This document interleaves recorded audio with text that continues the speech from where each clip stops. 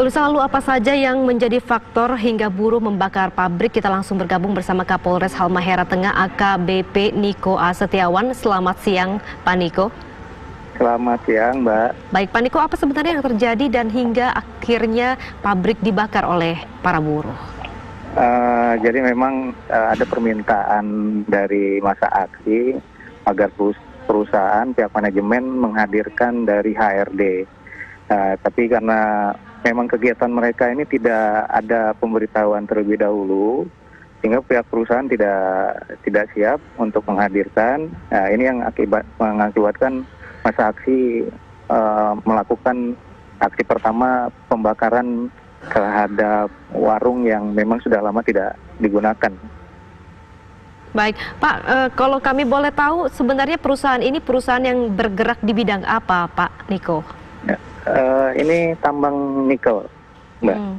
Dengan adanya COVID-19, tambang nikel ini berhenti sejak kapan, Pak? Sehingga karyawan tidak beroperasi? Ini masih beroperasi, dari sejak awal juga masih beroperasi, tapi pihak perusahaan juga tetap mengedepankan protokol kesehatan. Hingga saat ini kegiatan masih normal. Apa sebenarnya tuntutan para buruh ini, Pak, sehingga HRD mungkin atau manajemen perusahaan menolak untuk melakukan pertemuan atau negosiasi?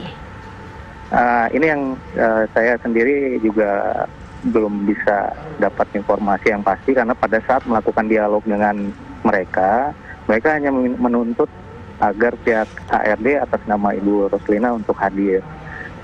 Kalau dari tuntutan-tuntutan yang saya baca melalui selebaran yang saya dapatkan dari mereka, ya beberapa sudah pernah diakomodir dan melalui pertemuan antara pemerintah daerah, dalam hal ini Bupati, kemudian Serikat Pekerja dan juga dari pihak perusahaan. Tidak ada rinci begitu, Pak, ya? Misalnya ada beberapa perusahaan yang saat ini mungkin mendemo perusahaannya karena menolak PHK, kemudian menuntut THR penuh, kemudian menuntut pembayaran gaji penuh. Untuk yang perusahaan ini di Halmahera Tengah lebih menekankan kepada yang bagian mananya, Pak? Memang dari semua perusahaan yang masih berjalan, khususnya di wilayah Wenda Tengah ini, yang masih berjalan normal adalah perusahaan IWIP ini. Sebenarnya kalau dari pihak perusahaan sendiri, kalau ada permasalahan yang belum ada titik temu, mereka masih membuka pintu pertemuan.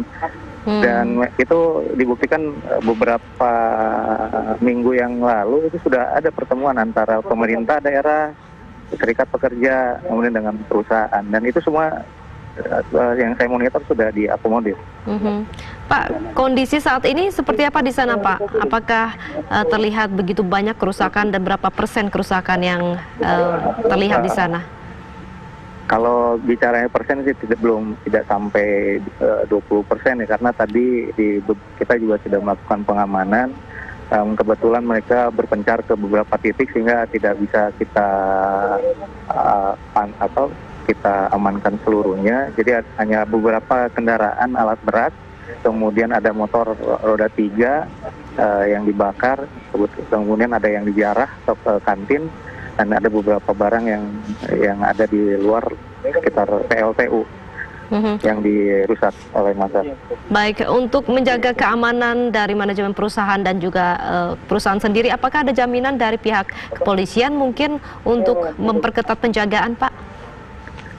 Saat ini kami sudah diberikan penebalan pasukan, baik khususnya dari Brimob, dan nanti akan ada juga penebalan dari Direktorat Samapta Polda Maluku Utara. Saat ini situasi sudah kondusif. Dari pukul 12.00 waktu Indonesia Timur juga situasi sudah landai. Karyawan sudah membubarkan diri, dan memang kebijakan dari perusahaan untuk hari ini para karyawan diliburkan. Adakah pihak yang diamankan akibat peristiwa pembakaran ini, Pak, dari pihak buruhnya? Ada beberapa, ada sekitar 11 orang itu yang kami indikasikan melakukan penjarahan, kemudian melakukan pengerusakan, dan yang satu kami duga sebagai salah satu provokatornya. 11 orang diamankan, lalu tindakan ke perusahaannya seperti apa Pak? Dari perusahaan kepada buruh, ada informasi seperti itu Pak? Apakah diserahkan kepada kepolisian mungkin? Dari pihak perusahaan, intinya kalau ini memang ditemukan nanti bukti-buktinya mengarah ke pidana, ya akan diserahkan ke pihak kepolisian untuk langkah lebih lanjutnya ya. Seperti itu. Baik.